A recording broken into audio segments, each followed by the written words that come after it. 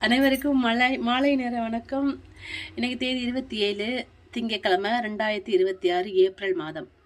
எதுக்காக தேதிலாம் சொல்கிறேன்னு பார்த்தீங்கன்னா, இந்த தேதியில் தான் இப்போ தான் பதிவு போட்டேன் அப்படிங்கிறதுக்கு ஒரு அடையாளமாக ஒரு ஞாபக சின்னமாக இருக்கட்டும் அப்படிங்கிறதுக்கோசரம்.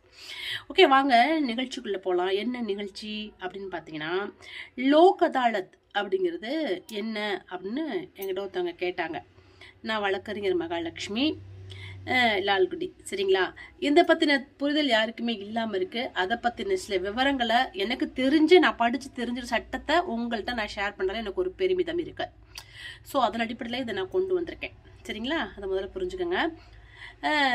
இதில் என்னன்னு பார்த்தீங்கன்னாக்க, என்ன தகவல் அப்படின்னு பார்க்கும்பொழுது, லோக் அதாலத் அப்படிங்கிறதுனா என்ன, லோக் அதாலத் நீதிமன்றத்தில் எந்த மாதிரி தீர்ப்புகள் கிடைக்கும், இதனுடைய பெயரோட காரணம் என்ன, பொருள் என்ன, ஓகேவா?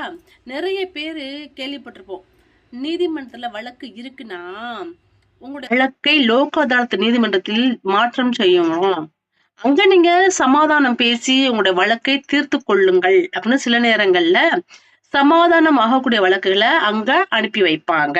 இதன் மூலமா பல வருடங்கள் நடக்கக்கூடிய வழக்குகள் ஒரே நாள்ல முடியறதுக்கு வாய்ப்புகள் இருக்கு. நிறைய பேர் முடிச்சிருக்காங்க. சரி, இந்த லோக் அதாலத்னா என்ன, இது தெரியாமலே நம்ம வழக்குகளை முடிச்சிருக்காங்க நிறைய பேர். இப்படி தெரியாத இருப்பவங்களுக்காகவே இந்த வீடியோ. இந்த லோக் அதாலத் நீதிமன்றத்துல என்னென்ன நன்மைகள் இருக்கு, இது எப்படி உருவாச்சு அப்படிங்கிறத பத்தி நான் தெளிவா சொல்ல வந்திருக்கேன். லோக் அதாலத் என்று அழைக்கப்படும் மக்கள் நீதிமன்றம் அமைதி மற்றும் நல்லிணக்கத்தின் அடிப்படையில மக்களுக்கான பிரச்சனைகளை தீர்த்து வைக்கிறதுக்காக உதவுறதுக்காகவே இதை உருவாக்கி இருக்காங்க. இந்த நீதிமன்றத்தின் அடிப்படை நோக்கம் என்ன அப்படின்னு பார்த்தோம்னா, சமாதான நிலையில் மக்கள் பிரச்சனைகளை சமரசம் செய்து பேசி தீர்த்து கொள்வதற்கு நீதித்துறையால் உருவாக்கப்பட்டது இந்த லோக் அதாலத் நீதிமன்றம். இந்த நீதிமன்றத்தின் பெயர் முக்கியமான குறிக்கோள் என்ன, இழுவையில் உள்ள வழக்குகளை எளிய முறையில் மக்கள் விரும்புற வகையில சமரச முறையில பேசி முடிப்பதா இதனுடைய மிகப்பெரிய குறிக்கோளே. இந்த நீதிமன்றம் வேற பேர் என்னன்னு கேட்டோம்னா மக்கள் நீதிமன்றம்னு சொல்றாங்க. இந்த மக்கள் நீதிமன்றத்திற்கு மக்களிடையே நிறைய வரவேற்பு இருக்கு. பல வருடங்களாயும் வழக்குகள் முடியாம இந்த மக்கள் நீதிமன்றத்துல, அதாவது இந்த லோக் அதாலத் நீதிமன்றத்தின் மூலமா பேசி சமாதானமா முடியறதுனால நிறைய பேர் இந்த மாதிரி நீதிமன்றங்களை வரவேற்கிறாங்கன்னு சொல்லலாம். சரி, இந்த லோக் அதாலத் அப்படிங்கிறதுக்கு என்ன அர்த்தம்னு பார்த்தோம்னா, லோக் அப்படிங்கிறது மக்களையும், அதாலத் அப்படிங்கிறது நீதிமன்றத்தையும் குறிக்குது. இந்த நீதிமன்றத்தின் முன்மொழிந்ததுல உச்ச நீதிமன்ற முன்னாள் நீதிபதி BN பகவதி அவர்களுக்கு மிகப்பெரிய பங்கு இருக்குன்னு சொல்லலாம். மேலும் இந்த மக்கள் நீதிமன்றம் எப்போது எங்க முதலில் தொடங்கப்பட்டதுன்னு பார்த்தோம்னா, குஜராத் மாநிலத்துல 1982ஆம் ஆண்டு மார்ச் மாதம் 15ஆம் தேதி இந்த லோக் அதாலத் அப்படிங்கிறது மக்கள் நீதிமன்றம் தொடங்கப்பட்டது முதலில். சிலர் மக்கள் நீதிமன்றம் லோக் அதாலத்தும் வேற வேற அப்படின்னு நினைக்கிறாங்க. அது உண்மை இல்லை, ரெண்டுமே ஒண்ணுதான். மேலும் இந்த மக்கள் நீதிமன்றம் எந்த சட்டத்தின் கீழ் நடைபெறுதுன்னு பார்த்தோம்னா, உரிமையியல் சட்டம் பிரிவு 89க்கு கீழ் இந்த லோக் அதாலத் அப்படிங்கிற மக்கள் நீதிமன்றம் நடைபெறையில இருக்கு.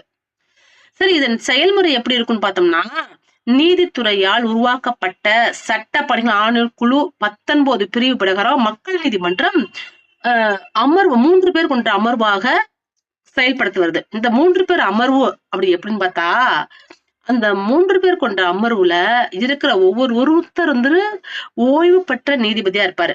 அதுக்கப்புறமா ஒரு சமநிலை பணியாளரா இருப்பாரு. அதாவது சமூகத்துல அந்த மாதிரி, அப்புறம் பொதுநலவாதி இந்த மாதிரி இருப்பாங்க. ஒரு வழக்கறிஞர் இருப்பாங்க.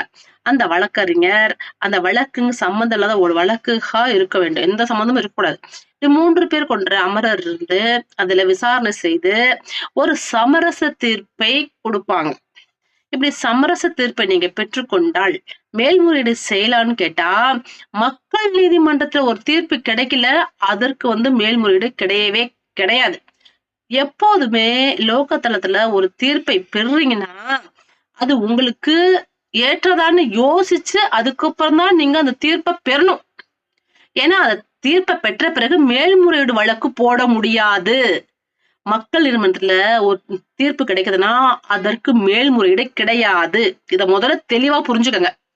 இப்போது சமரசம் செய்து கொள்வோம், அதுக்கப்புறமா மேல்முறையீடு போறோம் அப்படின்னு நீங்க நினைச்சீங்கன்னா, இந்த சமரச தீர்ப்புக்கு உங்களுக்கு மேல்முறையீடுக்கான சான்ஸ் கிடைக்காது.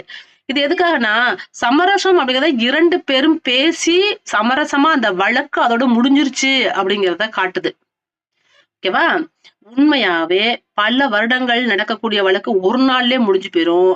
அதுக்கப்புறமா இது தொடருமா அப்படின்னு கேட்டா அந்த சந்தேகம் வராது. மக்கள் நீதிமன்றத்துல ஒரு வழக்கு முடித்து வைக்கப்பட்டாங்கன்னா அதற்கு பிறகு மேல்முறையீடு வழக்கு போட முடியாது. இந்த மக்கள் நீதிமன்றத்துக்கு இன்னொரு தனி சிறப்பு இருக்கு. என்னன்னா, நீதிமன்றத்தில் நிலுவையில் இருக்கும் வழக்குகளை மட்டும்தான் விசாரிக்கும் அப்படின்னு நீங்க நினைச்சீங்கன்னா அது தப்பு. அது கிடையாது. ஒரு வழக்கு நீதிமன்றத்துக்கு வரப்போகுது அப்படின்னா அதுக்கு முன்னாவே இந்த மக்கள் நீதிமன்றத்துல தீர்ப்பு பெற முடியும். அதாவது ஒரு தீர்வை கேட்டு நம்ம மனு செய்து அங்க ஒரு சமரசத்தை தேடிக்கொள்ள முடியும் அப்படிங்கறதுதான் இதோட தனி சிறப்புன்னு சொல்லலாம். இந்த மக்கள் நீதிமன்றத்துல எந்த மாதிரியான வழக்குகளுக்கெல்லாம் தீர்வு காணப்படுது பார்த்தோம்னா, சொத்து வழக்குகளுக்கு தீர்வு காணப்படுது. அதே மாதிரி காசோலை வழக்குகள், வாகன விபத்து வழக்குகள், குடும்ப பிரச்சனைகள், தொழில் தகராறுகள், தொழிலாளர்கள் பிரச்சனை, குற்றவியல் வழக்குகள், எல்லா வழக்குகளுமே எல்லா மாதிரியான வழக்குகளும் இங்க தீர்வு காணப்படுது. வங்கி கடன் பிரச்சனைகள், இழப்பீடு பிரச்சனைகள், இப்படி பலதரப்பட்ட வழக்குகளுக்கு இங்க தீர்வு காணப்படுது.